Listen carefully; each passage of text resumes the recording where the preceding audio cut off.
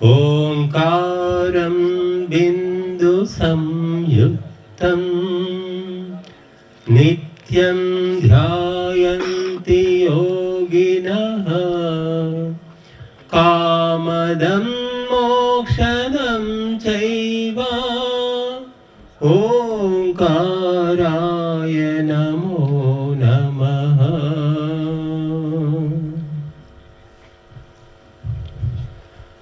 నాదేశం భగవద్గీతా నాదేశం అగ్నిపునీత సీతా నాదేశం కరుణాంతరంగా నాదేశం సంస్కార గంగా. హిందూ ధర్మ సమ్మేళనం విచ్చేసినటువంటి వేదిక పైన ఉన్న సమాజ సేవిక జ్యోతి గారు, అలాగే రాష్ట్రీయ స్వయం సేవక్ సంఘ్ ప్రచారకులు శివరామకృష్ణ గారు, ఇక ఈ ప్రాంతంలో విద్యామూర్తి విద్యా ప్రచారకులు సమ్మిరెడ్డి గారు, ఇంకా శివకుమార్ గారు, అందరికీ, అలాగే ఈ గ్రామంలో వచ్చినటువంటి దేశభక్తులు ధర్మ ప్రేమికులు అందరికీ సాదర వందనాలు. మరి హిందూ సమ్మేళనం కాదు, ఇది హిందూ ధర్మ సమ్మేళనం. ధర్మము అనే శబ్దము చాలా వ్యాపకమైంది, లోతైనటువంటిది, గంభీరమైనటువంటిది. ధర్మముతో సమానమైన శబ్దము ప్రపంచంలో ఏ భాషలో కూడా లేదు. ధర్మానికి అనువాదంగా ఇంచుమించుగా ఏవో శబ్దాలు ప్రయోగిస్తూ ఉంటారు ఇతర భాషల్లో, కానీ ధర్మం అనే శబ్దము ఎంతో విస్తృతమైనటువంటిది. హిందూ ధర్మము, ఇస్లాం ధర్మము కాదు, మతం. అది క్రైస్తవము ధర్మము కాదు, మతం. యూదు మతము, ధర్మము కాదు. ధర్మం అంటే ప్రపంచ వ్యాపకమైనటువంటి శాశ్వతమైనటువంటి పరమాత్మ శాసనం. పార్టీలకు, కులాలకు, మతాలకు, భాషలకు, లింగానికి, వర్గానికి తేడా లేకుండా నిరంతరము 24 గంటలు 3 కాలాలు అమలయ్యే భగవంతుని శాసనమే ధర్మం. ఆ ధర్మాన్ని ముందు పెట్టుకొని నడుస్తున్నది హిందూ ధర్మం. ఇది ఒక వ్యక్తితో వచ్చింది కాదు, ఒక వ్యక్తితో పోయేది కాదు. నడిమంత్రపు వ్యక్తులు ఎంతో మంది కాలగర్భంలో కలిసిపోతారు. అందుకే ఇది ఎవ్వరిని వ్యతిరేకించదు, అందరినీ ప్రేమించమని చెప్తుంది. మనం చెప్పుకునేవన్నీ అవే. సర్వే జనాః సుఖినో భవంతు, లోకాః సమస్తాః సుఖినో భవంతు. ఇవి చెప్తా. సర్వే జనాః అంటే చాలా మంది ఏమనుకుంటారంటే అందరూ మానవులు అనుకుంటారు, కానీ సంస్కృతంలో జనః అంటే జన్మించిన ప్రతి ప్రాణి, ఎవ్రీ బీయింగ్. ఈ ప్రపంచములో ఎక్కడ పుట్టినా ప్రతి ప్రాణి కూడా సుఖంగా ఉండాలి అని కోరుకునేది హిందూ ధర్మం. ఇక లోకాలన్నీ కూడా, చతుర్దశ భువనాలు, త్రిలోకాలు అన్నీ కూడా సుఖంగా ఉండాలని కోరేది హిందూ ధర్మం. కాబట్టి ఇది చాలా లోతైనటువంటి వ్యాపకమైన ఆలోచన. ఇది సామాన్యులకు అర్థం కాదు. మనము ఈ ధర్మం అనే సముద్రం నుంచి కొన్ని బిందువులు తెచ్చుకొని బతుకుతున్నాం. దీన్ని అర్థం చేసుకోవాలంటే జన్మలు సరిపో. కాబట్టి ఇటువంటి ధర్మాన్ని సనాతన ధర్మము అంట. అంటే ఆది లేదు, అంతము లేదు. సృష్టితో మొదలైంది, సృష్టితోటి ముగుస్తుంది, మళ్ళీ సృష్టిలో మొదలవుతుంది. 200 కోట్ల ఏండ్లు గడిచింది ఈ సృష్టి జరిగి, మన ధర్మ శాస్త్రాల లెక్క ప్రకారం. కాబట్టి ఇటువంటి ధర్మాన్ని తెలుసుకోవాలంటే చాలా సరళంగా కూడా చెప్పారు. చదువు వచ్చిన వాళ్ళు తెలుసుకోవచ్చు, చదువు రాని వాళ్ళు కూడా తెలుసుకోవచ్చు. ధర్మం అంటే ఆత్మవత్ సర్వభూతాని అని ఒక ముక్కలో చెప్పేశారు. ధర్మం అంటే ఏమిటి? నీ మాదిరిగానే అన్ని ప్రాణులను, అందరినీ తలచుకో. నీకు ఏ విధంగా చెడు జరగకూడదని, నష్టము జరగకూడదని, ధుఃఖము రాకూడదని కోరుకుంటావో ఇతరుల పట్ల కూడా అదే రకంగా వ్యవహరించు అని చెప్పారు. అది ధర్మం, ఆత్మధర్మం. అయినప్పటికీ ఈ దేశంలో ఇంకా కులం పేరు మీద, మతం పేరు మీద, ప్రాంతము, భాష, లింగము, వర్గము, రకరకాల అసమానతలను ముందుకు తీసుకొచ్చి కొంతమంది మానసిక బలహీనులు, సైకోలు, శాడిస్టులు సమాజంలో విద్వేషాలను రేపుతున్నారు. చాలా శోచనీయమైన విషయం అది. దాన్ని ధార్మికులు, బుద్ధిమంతులు, గుణవంతులు ఎదుర్కోవాలి. ఎవరు తక్కువ, ఎవరు ఎక్కువ, ఈ సంగ్రామంలో కొట్టుకొని చస్తున్నారు. పల్లెటూళ్ళల్లో కులాల పిచ్చి పెరిగిపోతుంది. కుల సంఘాలు స్థాపించుకుంటున్నారు. మంచిది, స్థాపించుకోండి.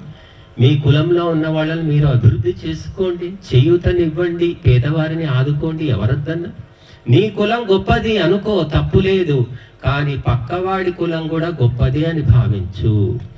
నీవు ఆత్మవని ఎలా అనుకుంటున్నావో పక్కవాడికి కూడా ఆత్మ ఉందని గుర్తించు. అక్కడే వస్తుంది చిక్కు. కాబట్టి మన ధర్మంలో ఎవ్వరిని, ఏ ప్రాణిని తక్కువ చేసే ప్రశ్నే లేదు అసలు. ఇంత ప్రజాస్వామ్యబద్ధమైనటువంటి, సామరస్యమైనటువంటి ధర్మము ప్రపంచంలో లేదు. కానీ తెలుసుకోక, చదవక, వినక రకరకాల అపోహలు పెంచుకుంటున్నారు. రాముడు సాక్షాత్ ధర్మమూర్తి. రామో విగ్రహవాన్ ధర్మ సాధు సత్య పరాక్రమ. అందుకే రామాయణము ఆది కావ్యం, ఆది పురుషుడు రాముడు. అటువంటి రామాయణం మీద దుమ్మెత్తి పోసే వాళ్ళు తయారయ్యారు ఈ దేశంలోనే. రావణాసురుడే మా కులం, రావణాసురుడు మా వంశం, రావణాసురుడు మాకు ఆదర్శం అంటున్నారు. రావణాసురుడిది ఏ కులం అండి రామాయణం ప్రకారం? రావణాసురుని తండ్రి మహర్షి, బ్రాహ్మణోత్తముడు. చదవండి రామాయణం, ఊరికే గాలి మాటలు మాట్లాడకండి. ఏ ఆధారంగా మాట్లాడుతున్నారు మీరు? వాల్మీకి రామాయణము తెలుగులో గీతా ప్రెస్ వాళ్ళు ప్రింట్ చేశారు, 3 భాగాలుగా దొరుకుతుంది. రాముడు వశిష్ఠుడు, విశ్వామిత్రుడు అనే మహర్షుల యొక్క మార్గదర్శనంలో నడిచాడు. ఆయన గురుకులంలో విద్యను అభ్యసించాడు. రావణాసురుడు ఏం చదివాడు? ఇంద్రియాలు చెప్పినట్లు వాసనకు లోబడి, కామానికి లోబడి నడుచుకున్నాడు. మేధావి, విద్వాంసుడు. రావణ బ్రహ్మ. కానీ ఆ బ్రహ్మ భ్రమలో పడిపోయాడు. అటువంటి వ్యక్తిని మాకు ఆదర్శం అంటున్నారు చాలా మంది ఈ మధ్య. ఏవో సిద్ధాంతాలు, దానికి ఇజాలు, కులాలు జోడిస్తున్నారు. మంచి చెడు 2 కులాలు ఉన్నాయండి. మంచి చెడులని మనుజులందున్నాయి 2 కులములు అని గురజాడ చెప్పాడు. మంచి అన్నది మాల అయితే మాల నేనవుతాను అన్నాడు గురజాడ. బట్టి మంచి చెడులను బట్టి వివేచన చేయండి, కులాన్ని బట్టి కాదు, పుట్టుకని బట్టి కాదు. అందుకే ఏరుల పుట్టుక, వీరుల పుట్టుక, మహర్షుల పుట్టుక విచారించకూడదని చెప్పారు. వ్యాసుడే కులమందు వాసిగా జన్మించే, విదురుడే కులమందు విభవముందే, కర్ణుడే కులమందు ఘనముగా వర్ధిల్లే, ఆ వశిష్ఠుడెందు అవతరించే, ఇంపుగా వాల్మీకి ఏ కులంబున బుట్టే గుహుడను పుణ్యుడే కులము వాడు శబరియే కులమందు జన్మమెత్తే నీ కృపాపాత్రులకు జాతి నీతులేలా అని చెప్పారు. మనము రామాయణం రాసింది వాల్మీకి ఏమి కులం? బోయ కులం అంటున్నారు, బోయ వాళ్ళు అంటున్నారు. కానీ వాల్మీకి బోయ కాదు. ఆ బోయతనం వదిలేసుకొని మహర్షి అయిపోయాడు ఆయన. అందరూ వాల్మీకి జయంతి చేస్తారు, బోయ వాళ్ళే చేయరండి. గుహుడు ఎవరు? పడవ నడుపుకునే వ్యక్తి. శబరి ఎవరు? యోగిని, శబర జాతిలో జన్మించిన యోగిని. అలాగా ఈనాటికి కూడా మీరు చూడండి, కేరళలో అమృతానందమయి మాత ఉంది. ఆమె ఎవరు? బేస్త కులంలో పుట్టింది, కానీ ప్రపంచమంతా ఆమెను ఒక మాతగా ఆరాధిస్తోంది. కాబట్టి అన్ని పార్టీలు, అన్ని కులాలు, అన్ని మతాలు, వర్గాలు, ప్రాంతాలు, భాషలన్నీ మాయమైపోయి ఆత్మగా గుర్తించేది కేవలము ఆధ్యాత్మికతలో, కేవలం భారతదేశంలోనే. ఇంకా మన రాజ్యాంగం గుర్తించట్లేదండి. నువ్వు ఎస్సీ, నువ్వు బీసీ, నువ్వు ఇంకేదో సి అని చెప్తుంది. కానీ మన ధర్మ గ్రంథాలు ఏమి చెప్తున్నాయి? ఎవరి ఆత్మ వికాసమైందో ఆత్మ వికాసాన్ని బట్టి గుర్తిస్తోంది. కేవలము ధనాన్ని బట్టి కాదు, అధికారాన్ని బట్టి కాదు, పుట్టుకను బట్టి కాదు. అందుకే ఈరోజు ఇక్కడ మనం మాట్లాడుతున్నాం, వింటున్నా. కాబట్టి ఆత్మ వికాసం అన్నిటికంటే గొప్పది. అందుకే ఒక సాధువు, ఒక సన్యాసి వస్తే ఈ దేశంలో మహారాజు కూడా సింహాసనం లేచి నిలబడి ఆయనను కూర్చోబెడతాడు. మేము చాలాసార్లు ఈ మార్వాడీలు, సేట్లు ఉంటారు, పెద్ద పెద్ద షాపులు ఉంటాయి, వాళ్ళ దగ్గరికి ఇలాగ భక్తులు తీసుకెళ్తారు. వాళ్ళ సీట్ ఉంటుంది, గల్లా పెట్టి హుండి లెక్కలు చూస్తుంటారు. వాళ్ళు మేము రాగానే వాళ్ళ సీట్లో కూర్చోబెడతారు. మేమంటే మాకెందుకయ్యా బాబు ఈ లెక్కలు తొక్కలు, మీరు చూసుకోండి, మళ్ళీ మమ్మల్ని ఎందుకు కూర్చోబెడతారు, ఈ బురద మాకెందుకు అంటాం. లేదు స్వామీజీ, మీరు కూర్చోవాలి, ఇది మీదే, ఇదంతా మీలాంటి వాళ్ళ ఆశీర్వాదంతో మేము బతుకుతున్నాం అంట. కాబట్టి అన్నీ వదిలేసుకున్నవాడు ఈ దేశంలో మహారాజు. మీరు చూడండి, ఉత్తర భారతంలో కాషాయం వేసుకునే వాళ్ళని ఏమంటారు? మహారాజ్ ఆయ్యే పధారియే అంటారు.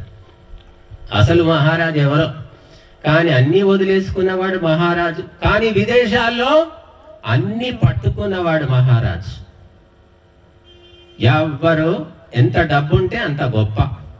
ఎలాన్ మస్క్ వాడెవడో, ఇంకా ఉన్నారుగా ప్రపంచ కుబేరులు. మన దేశంలో టాటాలు, బిర్లాలు ఉన్నారు. కాబట్టి ఇది ప్రపంచమంతా భస్మాంతం శరీరం అనే సత్యము తెలుసుకున్నవాడే గొప్పవాడని భావించే పరంపర మనది. అటువంటి దేశంలో కులాల పేరు మీద కుమ్ములాటలు, మతాల పేరు మీద కీచులాటలు ఎందుకు జరుగుతున్నాయి? విచారణ చెయ్యండి, చదవండి ధర్మ గ్రంథాలను. బైబిల్ చదవండి, ఖురాన్ చదవండి, భగవద్గీత చదవండి, వేదం చదవండి. సత్యమేదో మీకే తెలుస్తుంది. మా మతమే గొప్పది, మా మతమే నిజమైన మతం అని డప్పు కొట్టుకుంటూ తిరుగుతున్నారు నిన్న మొన్న పుట్టిన మతాల వాళ్ళు. కానీ మన దగ్గర అంగట్లో అన్నీ ఉన్నాయి, అల్లుడి నోట్లో శని అని. ఎవరింట్లో ధర్మ గ్రంథం లేదు. ఉన్నా బొట్లు పెట్టడం తప్ప చదివే దిక్కు లేదు, శ్రద్ధ లేదు, సమయం లేదు. శ్రద్ధ ఉంటే సమయం ఉంటుంది. ఎంతమంది ఇళ్లలో ఉందమ్మా ఈ పల్లెటూళ్ళలో భగవద్గీత? మాకెందుకండి భగవద్గీత, ఏం చేసుకుంటాం, మేము ఇంట్లో మాంసాహారం తింటాం స్వామి, ఇవన్నీ పుస్తకాలు పెట్టుకుంటే పాపం తగులుతుంది అని కూడా అంటారు కొంతమంది. అంటే మాంసం తింటే భగవద్గీత వచ్చి నీ పీక పట్టుకుంటుందా? అలా రకరకాల పిచ్చి పిచ్చి నమ్మకాలు. భగవద్గీత నీ ఇంట్లో ఉంటే ఎప్పుడో నీకు బుద్ధి పుడుతుంది, నీ కొడుకుకు బుద్ధి పుడుతుంది, నీ మనవడికే బుద్ధి పుట్టి చదువుతాడమ్మా. చదివితే ఎంతో కొంత నెత్తికి ఎక్కకపోదు, ఎక్కినప్పుడు మార్పు వస్తుంది. తెచ్చి పెట్టుకో, నష్టం ఏమీ లేదు. భగవద్గీత కొట్టదు, తిట్టదు, కొట్లాటలు ఆపుతుంది, తిట్లు ఆపుతుంది. కాబట్టి ధర్మ గ్రంథాల పట్ల మన దృక్పథాన్ని మార్చుకోవాలి. చర్చికి వెళ్ళండి, మసీదుకు వెళ్ళండి, గుడికి వెళ్ళండి, గురువుల ఉపదేశాలు వినండి, నిజానిజాలు తెలుసుకోండి, ఎక్కడ సత్యం ఉందో తెలుసుకోండి. పావుసేరు వంకాయలు కొనడానికి, అరకిలో టమాటాలు కొనడానికి 4 షాపులు తిరుగుతారు. ఎక్కడ చౌకలో ఇస్తున్నారు, ఎక్కడ తాజాగా ఉన్నాయి. నిజమైన ధర్మం ఏంటో తెలుసుకోండి. మీరు చివరికి వచ్చేది నిజమైన ధర్మం దగ్గరికి. భయపడేదేమీ లేదు. ఇక్కడ ఢంకా బజాయించి మనం చెప్పుకోవచ్చు అన్నమాట. అటువంటి చరిత్ర పరంపర ఉన్న ధర్మం మనది. దేశాల మీద పడి దోచుకున్న వాళ్ళం కాదు మనం. దేశాలను ఆక్రమించుకున్న వారం కాదు. పర స్త్రీలను చెరబట్టిన పరంపర లేదు మనకు. ఎందుకు భయపడుతున్నారు? గర్వ్ సే కహో హమ్ హిందూ హై. గర్వంతో చెప్పండి, నా తాతలు ముత్తాతలు ఎవరిని మోసం చేయలేదు, ద్రోహం చేయలేదు, మత మార్పిడి చేయలేదు. కానీ ఈనాడు డబ్బు కోసం, అధికారం కోసం, ఇంకేదో ప్రలోభం కోసం మతాలు మారుతున్నారు. ఎందుకంటే గతం మర్చిపోయారు కాబట్టి. మతము బైబిల్ చదివి క్రైస్తవుడు అవుతున్నాడా? ఖురాన్ అంతా చదివేసి ముస్లిం అవుతున్నాడు? లేదు. ఎవరో వస్తారు, పాస్టర్ వస్తాడు, మౌల్వి వస్తాడు, 4 ముక్కలు ఏవో గట్టిగా చెవిలో ఊదేసరికి బలహీన మనస్కులంతా మారిపోతున్నారు. భగవద్గీతలో లేని సత్యము ఏ గ్రంథంలో ఉందో చెప్పండి. వేదాల్లో లేని సత్యము ఏ గ్రంథంలో కొత్తగా కనుక్కొని ఏం చెప్తున్నారు? కాబట్టి హిందువులకున్న రోగం ఏమిటంటే పుస్తకాలు చదవరు. ఒక్క క్లాసు పుస్తకాలు, పరీక్ష ఉందంటే ముందు రోజు చదువుతారు. ఇంటర్ అయిపోయింది, డిగ్రీ అయిపోయింది, పీజీ అయిపోయిందండి, ఇక పుస్తకం చదివే ప్రశ్నే లేదు. భగవద్గీత చదివితే ఉద్యోగం వస్తుందా అండి? భగవద్గీత చదివితే ఏమైనా డబ్బులు వస్తాయా? భగవద్గీత చదివితే ఏమైనా వ్యాపారం? ఇలాగ అడుగుతూ ఉంటారు. మరి బైబిల్ చదివితే ఏమొస్తుంది? హిందువుగా ఉన్నన్ని రోజులు కూడా భగవద్గీత పట్టుకోవడానికి కూడా సిగ్గుపడతారు. వాడొచ్చి ఏదో మాయమాటలు చెప్పి బైబిల్ చేతిలో పెట్టగానే ఆ పుస్తకం పట్టుకొని మోసుకుంటూ వెళుతున్నారు. అదే హిందువు. మతం మారగానే ఇలా మారిపోతున్నాడు. కాబట్టి మన ధర్మాన్ని గురించి మీరు ఆలోచించండి, తెలుసుకోండి. చరిత్ర మనకు అరచేతిలో వైకుంఠంలాగా సెల్ ఫోన్లో కొట్టండి. అత్యంత ప్రాచీనమైనటువంటి జీవన విధానము, ధర్మం ఏమిటి అంటే మీకు హిందూ ధర్మం అని వస్తుంది.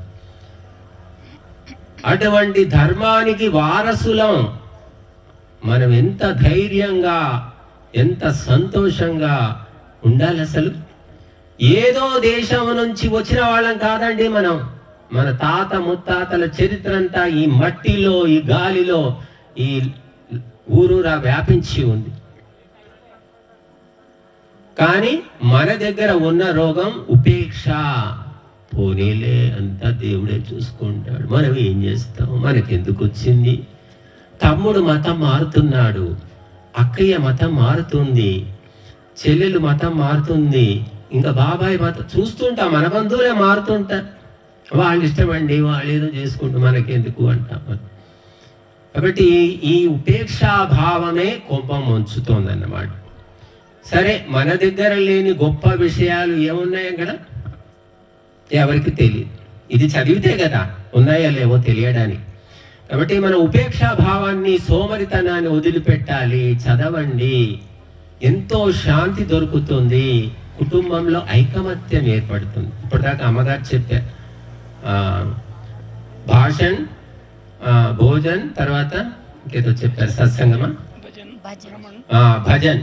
భజన అంటే ఏమిటి? కుటుంబ సభ్యులంతా కూర్చొని భజన చేయడం, సత్సంగం చేసుకోవడం. అది ఆపేసాం మనం. కుటుంబ సభ్యులంతా కూర్చొని తిట్టుకుంటున్నారు, పొట్లాడుకుంటున్నారు, సీరియల్ చూస్తున్నారు, సినిమాలు చూస్తున్నారు, కానీ భజన చేయడం లేదు. అందుకే గొడవలు. చివరికి ఎంతవరకు వచ్చిందంటే భార్యాభర్తలు కూడా కలిసి ఉంటారా, విడిపోతారా అన్నట్టు తయారైపోయింది వ్యవస్థ. భార్య అకౌంట్ వేరే, భర్త అకౌంట్ వేరే. ఇంకేముంది? ఎన్నెన్నో జన్మల బంధం, 7 జన్మల అనుబంధం అని పాటలు పాడుకున్న రోజులన్నీ పోయాయి. నువ్వు వేరే, నేను వేరే. ఆత్మవత్ సర్వభూతాని అనే విశాలమైన భావన మాయమైంది. కాబట్టి సత్సంగము చాలా ముఖ్యమైనటువంటిది. కలిసి గుడికి పోవడం లేదు, కలిసి ఇంట్లో యోగా లేదు, ధ్యానము లేదు, సత్సంగము లేదు, భజన లేదు. హిందూ కుటుంబాలు కేవలం బతుకుతున్నారు. ఆ బతకడం కాదండి, మహారాజులాగా ధైర్యంగా సంతోషంగా బతకాలి. 3 పూటలు తింటే బలం రాదు.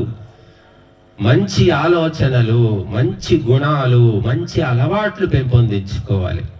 రాణా ప్రతాప్ అడవిలో గడ్డి రొట్టెలు తిని కూడా పౌరుషాన్ని కోల్పోలేదు, ఆత్మవిశ్వాసాన్ని కోల్పోలేదు, అక్బరుకు లొంగిపోలేదు. అందుకే ఆయన పేరు చెప్పుకుంటున్నామని. రాముడు అడవికి వెళ్ళినా రాజులాగా బ్రతికాడు. అక్కడ ఉన్నటువంటి దుష్ట శక్తులను ఏరి పారేశాడు. కాబట్టి మనం ఎలా బతుకుతున్నాం, మన పూర్వీకుల చరిత్ర ఏమిటి తెలుసుకోండి మీరు. ధర్మము, అర్థము, కామము, మోక్షం, చతుర్విధ పురుషార్థాలు అంటారు. మానవ జన్మ వీటి కోసమని మన ధర్మ గ్రంథాలు చెబుతున్నాయి. ఆవుకు 4 పాదాలు. ఆవు ధర్మదేవత, భూమి మీద నడిచే ధర్మదేవత. అటువంటి 4 పాదాలు ఆ గోవు పాదాలతో పోల్చారు. అటువంటి గోమాత హింస జరుగుతుంది.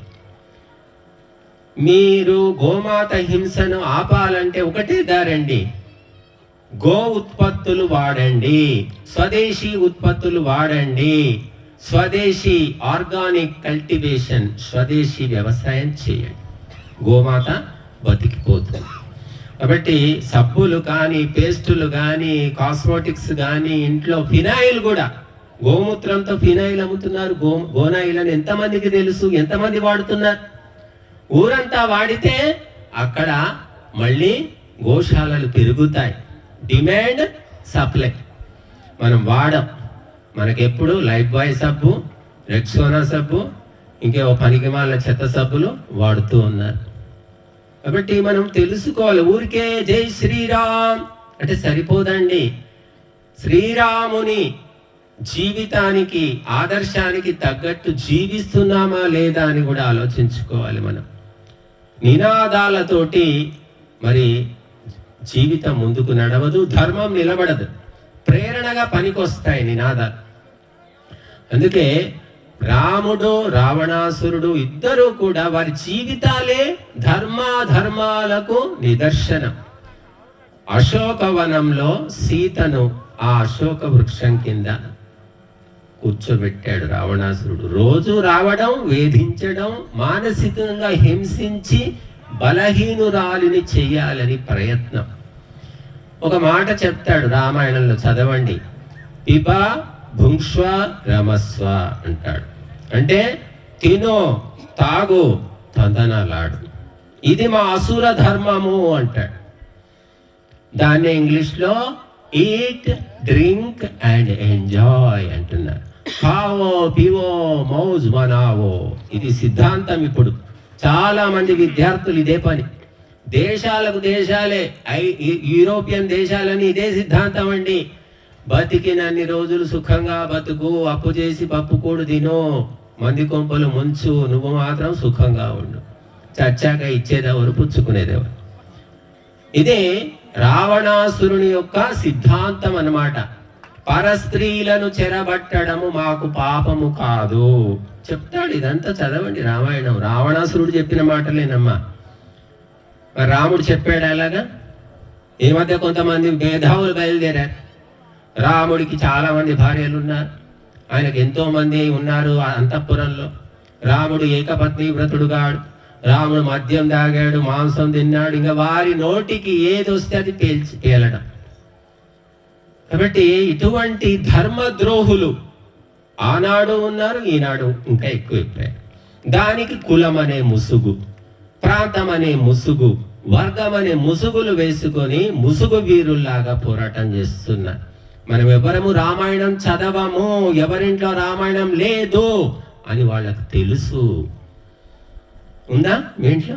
ఈ ఊళ్ళో ఎవరింట్లోనైనా ఉందా రామాయణం? ఊరు మొత్తానికి లేదు కాబట్టి వాళ్ళు చెప్తారు. ఉందా అమ్మా? మొత్తం 3 భాగాలు ఉందా గీతా ప్రెస్ వాళ్ళది? ఎవరిది ఉందో మరి? సంతోషం, పుణ్యాత్పురాలు, ధన్యవాదాలు. కాబట్టి రాముడి విగ్రహమే కాదు, రాముని చరిత్రను కూడా మన ఇంట్లో ఉంచుకోవాలి, చదవాలి. అదే సత్సంగము. చదివి వినిపించండి. ఎవరో రావాలి, గురువులు రావాలి, ఉపదేశాలు ఇవ్వాలి అంటే ఎప్పుడో వస్తాం మేము. మాకు 1000 ఊర్లు ఉన్నాయి. కాబట్టి పుస్తకం కొనండి, చదవండి, కొడుకును కూతుర్ను కూర్చోబెట్టి వినిపించండి. అభిరుచిని పెంచండి. మీరు చెత్త సీరియల్ చూసుకుంటూ వాళ్ళ బుర్రలు పాడు చేయకండి. తల్లి చూస్తుందని వాడు కూర్చొని చూస్తాడు, చిన్నప్పుడే అడిక్ట్ అవుతాడు. వాడు కూడా పెద్దయ్యాక సీరియళ్ళు, సినిమాలు, ఇంక ఇదే గోల. కాబట్టి తల్లిదండ్రులు ఏ పనులు చేస్తారో పిల్లలు కూడా అదే అనుసరిస్తారు. ఇది మంచిదా చెడ్డదా అని ఆలోచించే తెలివి వాళ్ళకు ఉండదండి. కాబట్టి ఈనాడు మహిళామణులంతా కూడా చెత్త సీరియళ్ళకు అలవాటు పడిపోయారు. మంచి లేదా సీరియల్? మంచి సీరియళ్ళు లేవా? ఎన్నో ఉన్నాయి. 100-200 ఛానల్స్ ఉన్నాయండి. తెలుగులో, హిందీలో, ఎన్నో భాషల్లో ఉన్నాయి. వెతుక్కుంటే మంచి దొరుకుతుంది. వెతక్కుండా దొరికేదే చెడు, వెతుక్కుంటే దొరికేది మంచి. వెతుక్కోండి. కొంచెం ఇబ్బంది కావచ్చు కానీ మంచి దొరుకుతుంది. గురువుల కోసం అన్వేషించారు మహాపురుషులంతా, తిరిగారు, గురువులు దొరికారు. పూర్వము ప్రతి కులానికి కుల గురువు ఉండేవాడు, కుల దేవతలు ఉండేవాడు. ఇప్పుడు కుల గురువులు లేరు, కుల దేవతలు లేరు. నేనే గురువు, నాకెవరు చెప్పడానికి, నేనే దేవత అంటున్నారు.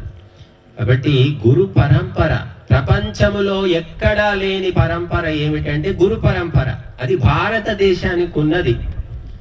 గురువులు డబ్బుల కోసం కాదు, బట్టల కోసం కాదు, అధికారం కోసం కాదు. సమాజంలో వ్యక్తులు మారిపోవాలి, ధర్మ రక్షకులుగా మారాలి, కుటుంబాలు సుఖశాంతులతో ఉండాలని చెప్తారు. డబ్బుల కోసమో దుకాణాలు పెట్టుకున్న గురువులు కూడా ఉన్నారు.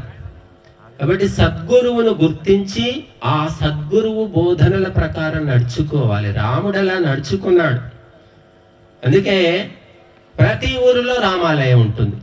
తెలుగు ప్రాంతం కానీ భారతదేశంలో ఎక్కడికైనా వెళ్ళండి, రామాలయమో లేకుంటే హనుమదాలయమో ఏదో ఒకటి ఉంటుంది మనకు. ఎందుకంటే వాళ్ళు మనకు ఆదర్శం, దేవతలు. వారి మార్గంలో మనం నడవాలని ఆ బొమ్మలు పెట్టుకున్నాం తప్ప వాళ్ళే మనమే కోసం కాదండి. వారు మనకు ఆదర్శం అన్నమాట. దేవతలు అయ్యారు. సీతమ్మ దేవత ఎలా అయ్యింది? పుట్టగానే అయ్యిందా? ఎన్నో కష్టాలు ఓర్చుకుంది, ఎన్నో హింసలు భరించింది ఆవిడ, అందుకే దేవత. లక్ష్మణుడు చూడండి, అన్న వదిన మధ్యలో పానకంలో పుడకలాగా లక్ష్మణుడు. ముగ్గురు కలిసి ఎలా ఉన్నారు 13 ఏండ్లు. ఆలోచించండి మీరు. అందుకే లక్ష్మణుడు చెప్తాడు, ఆయన యొక్క క్యారెక్టర్ ఏంటో చూడండి. సీత తన ఆభరణాలన్నీ మూటగట్టి విసిరేస్తుంది రావణాసురుడు ఎత్తుకుపోతున్నప్పుడు పుష్ప విమానం నుండి. ఆ మూట జారి పడుతుంది, సుగ్రీవుడికి దొరుకుతుంది. అది చూపిస్తాడు రాముడికి. రాముడు ఆభరణాలు ఏమిటో అదేమిటో ఆయనకు గుర్తుండదు. ఆయన చాలా దుఃఖంలో ఉన్నాడు సీతా వియోగంలో, కాబట్టి గుర్తుపట్టలేదు. లక్ష్మణ నువ్వైనా చూడవయ్యా, ఏమిటో మీ వదిన ఆభరణాలు కదా అంటే, ఆ లక్ష్మణుడు కూడా అన్ని చూసి ఏమోనండి, నేను ఆమె ఆభరణాలు నేనెందుకు చూడబోయాను, కాకపోతే నిత్యము పాదాభివందనం చేసేది కాబట్టి ఈ మెట్టెలు మాత్రం ఆమెవే అని చెప్పాడు. ఆ మెట్టెలు ఒకటి మాత్రం గుర్తుపడతాను, నాహం జానామి కేయూరే నాహం జానామి కుండలే నూపురే త్వభిజానామి నిత్యం పాదాభివందనాత్ అంటాడు. అటువంటి దృక్కోణము ఈ దేశంలో పురుషులకు ఉండేది. ఈనాడు దృష్టి మారిపోయింది, భ్రష్టు పట్టింది. అందుకే మహిళకు రక్షణ లేదు. ఎన్ని సీసీ కెమెరాలు పెడతారండి, ఎన్ని పోలీస్ స్టేషన్లు తెరుస్తారు, బుద్ధి శుద్ధి కాకుండా ఎన్ని పెట్టుకున్న వేస్ట్. ఆ బుద్ధి శుద్ధిని ఇచ్చే చదువు మన శాస్త్రాల్లో ఉంది, మన సత్సంగాల్లో ఉంది, మన గురువుల ఉపదేశాల్లో ఉంది. ఇంగ్లీష్ చదువుల్లో లేదండి. ఇంగ్లీష్ చదువు ఏమిటి? ఈట్, డ్రింక్, ఎంజాయ్, బతికినన్ని రోజులు తిను తాగు తందనాలాడు, రావణాసురుని సిద్ధాంతం. కాబట్టి మనము నువ్వు తినకపోయినా నలుగురికి తినిపించు అనేది మన ఆలోచన. కరోనా సమయంలో ఎంతో మంది మరి గ్రామాలకు ఒంటరిగా వాహనాలు లేక ప్రయాణం అవుతూ ఉంటే నేషనల్ హైవే మీద వంటలు ఇంట్లో వండుకొని ఆ పోయే వాళ్లకు ఎంతో మంది తినిపించారు, వేల మందికి.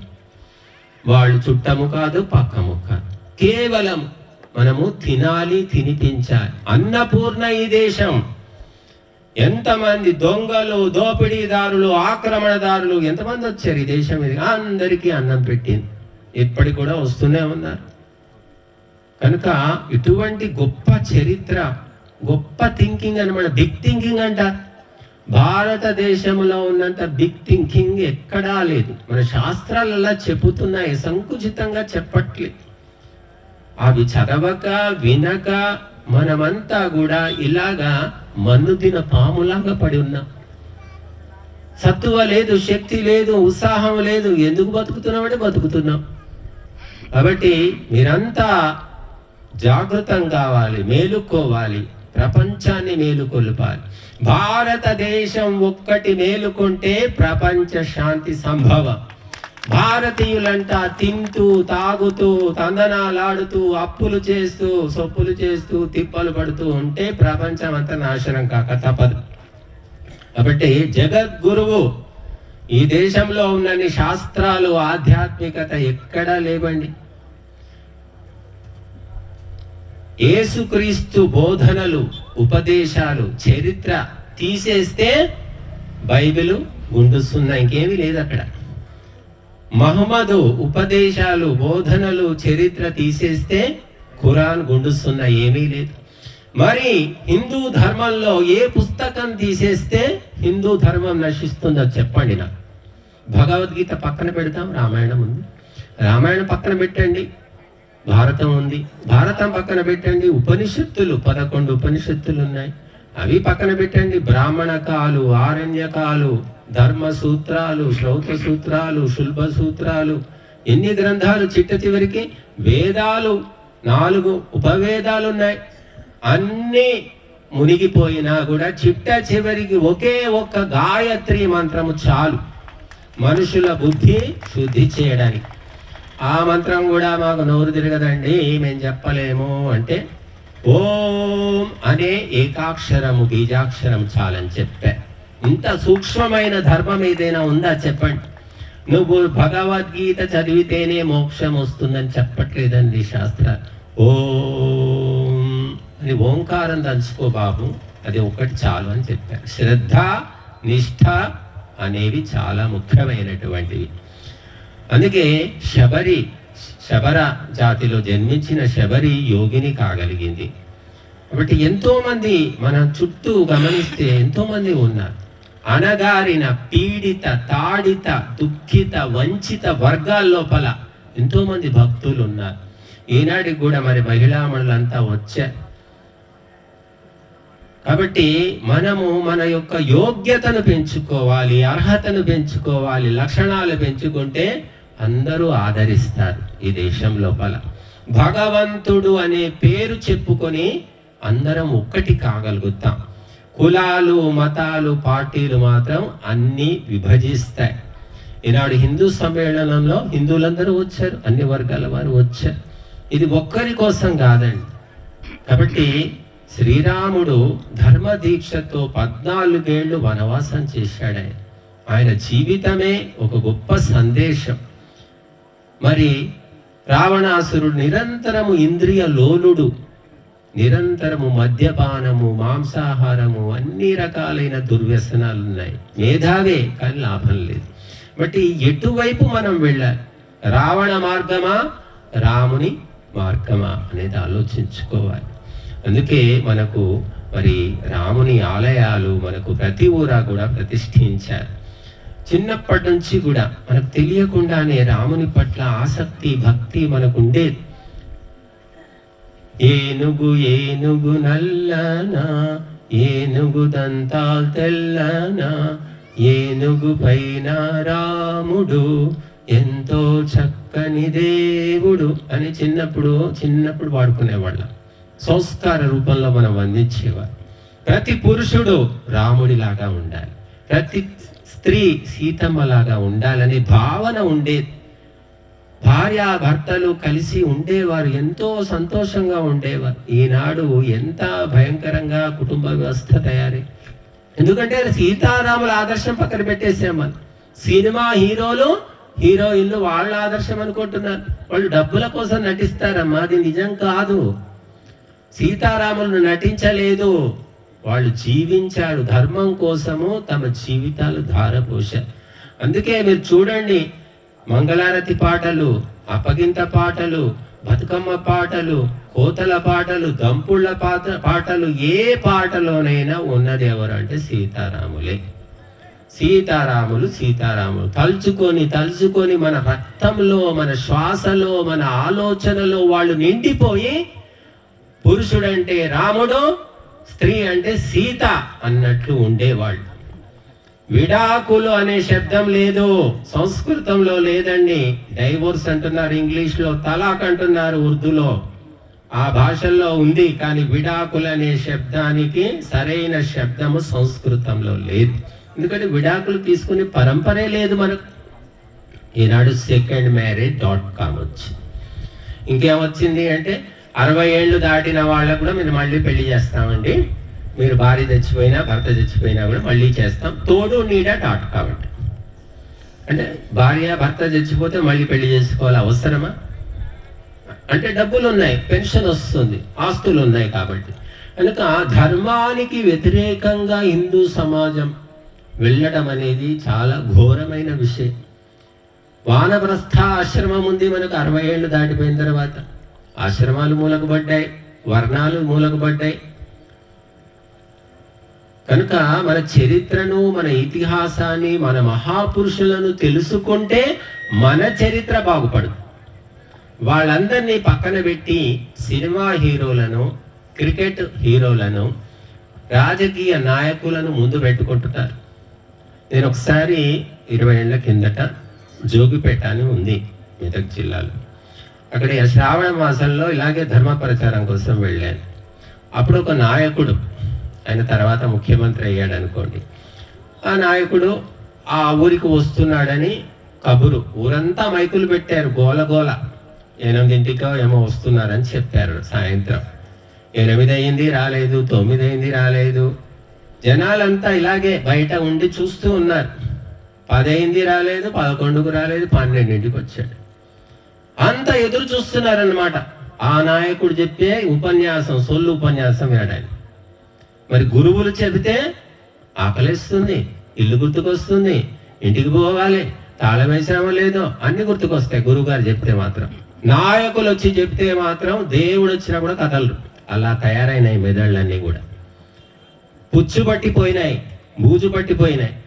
ఈ చెత్త దులుపుకోకపోతే మాత్రం జీవితాలు బాగుపడవు. ధర్మం కోసం ఆలోచించండి, ధర్మ ఉపదేశకుల కోసం, గురువుల కోసం ఆలోచించండి, వారికి సమయం ఇవ్వండి, వారికి సేవ చేయండి, మీ జీవితాలు బాగుపడతాయి. పార్టీల పేరు మీద గ్రామాల్లో కక్షలు, కార్పణ్యాలు, హత్యలు ఎన్ని జరుగుతున్నాయి? అసలు ఎవడు ఊరగబెట్టేది ఏమీ లేదు. ఏ పార్టీ వచ్చినా కూడా పేదవాడి జీవితం అలాగే ఏడుస్తుంది. కష్టపడితేనే బతుకు. కానీ ఆ పేదవాడు ఉద్ధరించబడాలంటే గురువుల ఉపదేశమే శరణ్యం. గుడిసెలో పుట్టినవాడు ఆ చంద్రగుప్త మౌర్యుడు మౌర్య సామ్రాజ్యాన్ని స్థాపించాడు, గురువుల ఉపదేశం విన్నాడు కాబట్టి. రాముడు గురువుల ఉపదేశం విన్నాడు, ఈనాటికి కూడా రామచంద్రుడిగా కీర్తింపబడుతున్నాడు, మహారాజుగా కీర్తింపబడుతున్నాడు. కనుక పేదవాళ్ళ నిజమైన పెన్నిధి గురువులు, ధర్మము తప్ప మరొకటి కాదు. పొద్దున ఒక పార్టీ, సాయంత్రం ఒక పార్టీ. అధికారం ఉంటే ఒక పార్టీలో ఉంటారు, అధికారం తీసేస్తే ఇంకో పార్టీ. అటువంటి నాయకులను నమ్ముకుంటున్నారు మనుషులు. అంటే ఎంత భ్రష్టు పట్టిపోయింది బుద్ధి భారతీయులు. గురువులు చెప్తే కోపం, చాలా మంది కోపం. తాగకూడదండి, మీరు తాగితే మంచిది కాదని నేను చెప్తూ ఉంటా. బాగాలే ఉన్నారండి, తాగపోతే ఎలాగా, అందరూ తాగుతున్నారు కదా, మీరు ఎలా చెప్పకండి అంటారు. అంటే నీ ఒక్కడి కోసం చెప్పట్లేదయ్యా, అందరి కోసం చెప్తున్నాను. వినేవాడు వింటాడు, విననివాడు వినడు. అలాగా మంచి మాటలు చెప్తే కూడా తట్టుకోలేనటువంటి ఒక నీచమైన స్థితికి వచ్చేసారు మనుషులంటే. ఎంత భ్రష్టు పట్టిపోయారు. ఈ ఊరు గురించి కాదు చెప్పేది, ఎన్ని ఊర్లలో ఇదే కథ. తాగండి, తినండి, తందనాలు ఆడండి, అప్పులు చేయండి, అక్రమ సంబంధాలు పెట్టుకోండి అని ఉపదేశం చేస్తే జనాలంతా చప్పట్లు కొడతారు. అదే చెప్పాలి. ఇంకా చెప్పండి, గురువులు ఏం చెప్పాలి? గురువుల పరంపర ఏమిటి? బట్టి అన్యాయము, అధర్మము, అక్రమము పెరిగిపోతుంటే కళ్ళుండి గుడ్డి వాళ్ళలాగా ఉండాలా గురువులు? కౌరవ సభలో జరిగిందది. అతిరథులు, మహారథులు, గురువులు, పితరులు, పితామహులున్నారు. ఇది అధర్మమో అని చెప్పనందుకు కురుక్షేత్ర యుద్ధం జరిగి లక్షల మంది చచ్చిపోయారు. ఎంతో మంది స్త్రీలు విధవలైపోయారు. తండ్రులు లేని అనాథలు ఎంతో మంది అయిపోయారు. ఈనాడు జరుగుతున్నది అదే. ఏ పార్టీతో మాకు సంబంధం లేదు, ఏ కులంతో మాకు సంబంధం లేదు. మంచి మాటలు చెప్తే కూడా తట్టుకోలేకపోతున్నారు. ఎందుకు వినాలి? నువ్వేమైనా డబ్బులు ఇస్తున్నావా మేము తాగితే?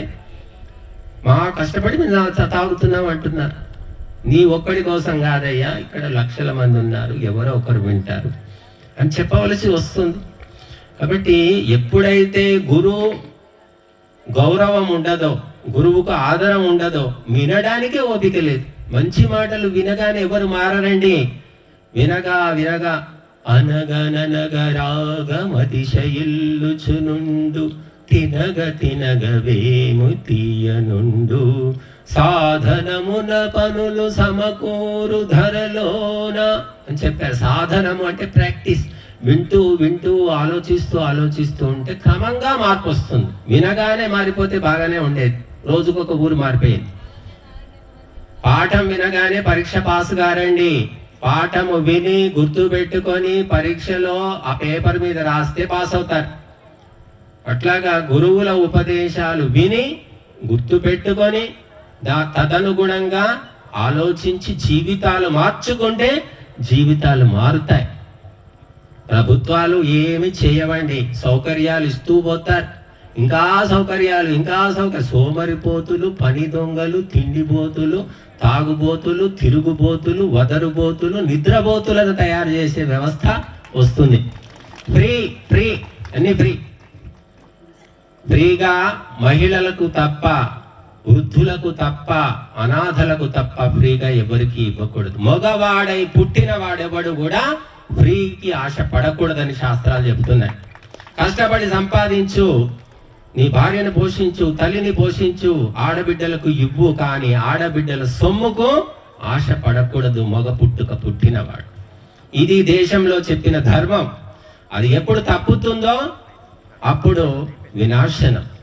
కాబట్టి మనమందరం కూడా మన ప్రాచీన ధర్మము, ప్రపంచంలోకెల్లా ఆది ధర్మము, వేద ధర్మము, హిందూ ధర్మము పుట్టినందుకు, ఇంకా మనం ఇలాగే ఉన్నందుకు గర్విద్దాము, అందరి ముందు చేయి కొడదాం.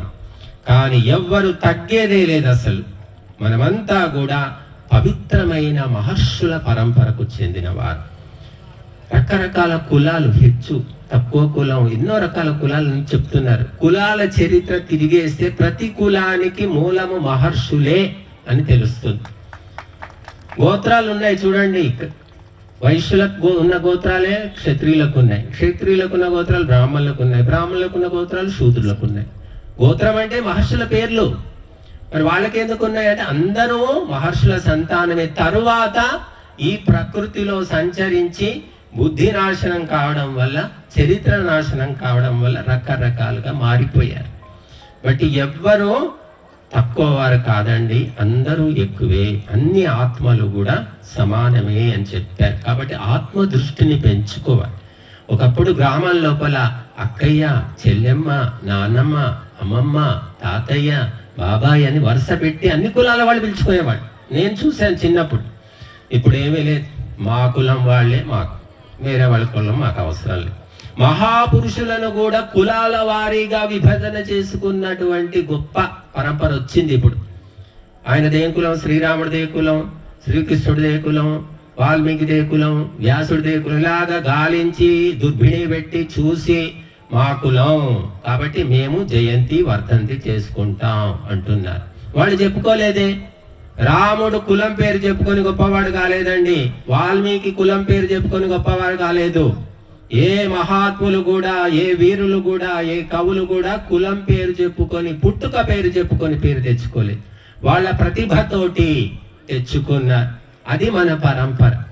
ఈనాడు మనం చూస్తున్నాం. ఇళయరాజా గొప్ప సంగీతకారుడు, జేసుదాస్ గొప్ప గాయకుడు. వాళ్ళు ఎక్కడ పుట్టారు? వాళ్ళ కులం ఏమిటి? వాళ్ళు చెప్పుకుంటున్నారు. వాళ్ళు కులంతో గొప్పవాళ్ళు కాలేదండి. కేవలము వాళ్ళ ప్రతిభతోటి గొప్పవారైనారు. అందరితో అవుననిపించుకున్నారు. కాబట్టి ఆ ప్రతిభను పెంచుకునే ప్రయత్నం మనం చేయాలి. మంచి చెడు రెండే ఉన్నాయి. విజాని హ్యార్యాన్యే చ దస్యవో బర్హిష్మతేరంధయ శాసదవ్రతాన్. ఆర్యులు అనార్యులు రెండే వర్గాలని వేదం చెప్తోంది. ఆర్యులు అంటే మంచివాళ్ళు, అనార్యులు అంటే చెడ్డవాళ్ళు. ప్రతి ఇంట్లో ఉన్నారు, ప్రతి గ్రామంలో ఉన్నారు, ప్రతి కులంలో ఉన్నారు, ప్రతి దేశంలో ఉన్నారు. ఆ మంచిని పెంచాలి, చెడును త్రుంచాలి. ఇది మనిషిగా ప్రతి ఒక్కరి కర్తవ్యం. కాబట్టి ఆ కర్తవ్యం రాముడు చేశాడు, దేవుడయ్యారు. పాండవులు చేశారు, దేవుడయ్యాడు. శివాజీ చేశాడు. శివాజీని హిందూ రాజ్య రమా ధురంధర అంట.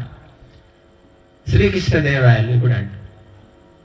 ఎందుకు అంటే వాళ్ళు పరస్త్రీలను, ఇతర మతాల స్త్రీలను కూడా సమ్మానించారు. వాళ్ళు విదేశీ మూకలు దాడి చేసి మహిళలను హింసించినట్లు, మానభంగాలు చేసినట్లు వాళ్ళు చెయ్యలేదు. అందుకే ముస్లిం చరిత్రకారులు శివాజీ గురించి రాసేటప్పుడు శివాజీ ఎప్పుడూ కూడా మసీదులను కూలగొట్టలేదు, శివాజీ ఖురాన్ పుస్తకాలు తగలబెట్టలేదు, శివాజీ బుర్ఖా వేసుకున్న మహిళలను అవమానించలేదు, శివాజీ గొప్ప క్యారెక్టర్ అని వాళ్ళు రాశారు. అది మన పరంపర.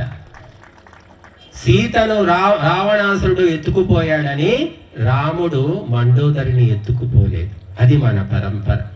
కాబట్టి ఇటువంటి అత్యంత ఉన్నతమైన పరంపర మీకు ప్రపంచమంతా గాలించినా కూడా ఎక్కడ దొరకదండి. సవాల్ చేసి చెప్తున్నాను నేను. అటువంటి పరంపరలో పుట్టినందుకు అది తలుచుకొని మనం ఎంతో ధైర్యంగా బతకవచ్చు. ఈ మానసిక రోగాలు ఎక్కడి నుంచి వస్తున్నాయి? అసలు ఈ సైకోలు, శాడిస్టులు ఎక్కడి నుంచి తయారయ్యారు? మన చరిత్ర మర్చిపోయినందుకే.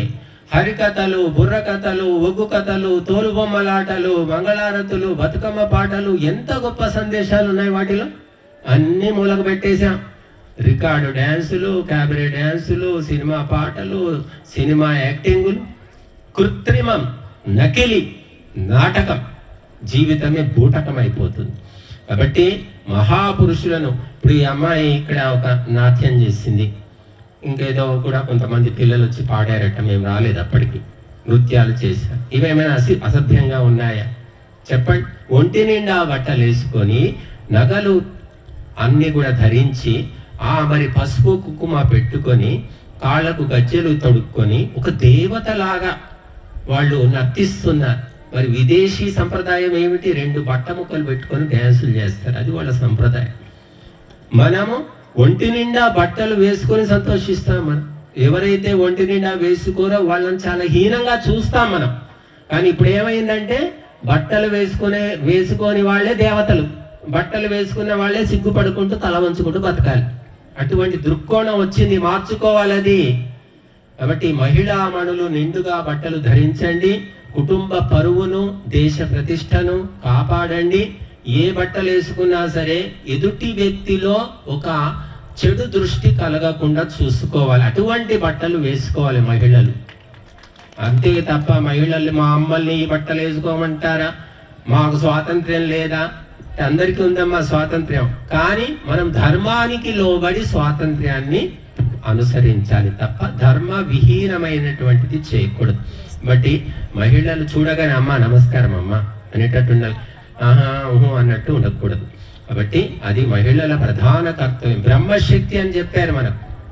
స్త్రీ అంటే బ్రహ్మశక్తి, పురుషుడు అంటే క్షాత్రశక్తి. ఫస్ట్ క్లాస్ పవర్ అంటే మహిళ అని చెప్పింది వేదం. సెకండ్ క్లాస్ పవర్ అంటే పురుషులట. ఇంకా అదన్నీ చెప్పలేను నేను వివరంగా, సమయం అయింది. కాబట్టి ఎంతో గొప్ప పరంపర మనది. కాబట్టి హిందూ ధర్మ సమ్మేళనంలో ఎంతో కొంత మనం తెలుసుకొని ఈ బుద్ధికి పట్టిన బూజు దులుపుకొని ఉత్సాహంగా మన ధర్మం కోసం, మన దేశం కోసం, మన కోసం, మన కుటుంబం కోసం పని చేయాలి. కేవలం డబ్బే కాదండి, ధర్మాన్ని కూడా మనం ఒక పక్కన ఉంచుకోవాలి. ఒక 10% అయినా ధర్మాన్ని పాటించండి. 90% కుటుంబం కోసం, డబ్బు కోసం తిప్పలు పడుతున్నారు. కానీ ధర్మం అనేది లేకపోతే చూస్తున్నాం మనం ఈనాడు కుటుంబాలే ఆత్మహత్యలు చేసుకుంటున్నాయి. ఫ్యామిలీ సూసైడ్ అన్నమాట. ఇప్పుడు ఒకప్పుడు ఒకరే చచ్చిపోయేవాళ్ళు, ఇప్పుడు మొత్తం ఫ్యామిలీ వాళ్ళు చంపడమో అంతా కలిసి చావడమో చేస్తూ ఉన్నారు. కాబట్టి ధర్మము ఎప్పుడు వదిలిపెడతారో ఏ వంశము గాని కుటుంబము గాని ఉండదండి. నవాబులు, రాజులు, జమీందారులు, చక్రవర్తులు ఏమయ్యారు? ఎక్కడున్నారు ఈనాడు? అన్ని కోట గోడల్లో గబ్బిలాలు తిరుగుతున్నాయి. గడీలు, తెలంగాణను ఏలిన దొరల గడీలు ఏమైనాయి? కాబట్టి అధర్మం అనేది పెరిగినప్పుడు సర్వనాశనం తప్పదు. కాబట్టి మనము ధర్మాన్ని పాటించే ప్రయత్నం చేయాలి.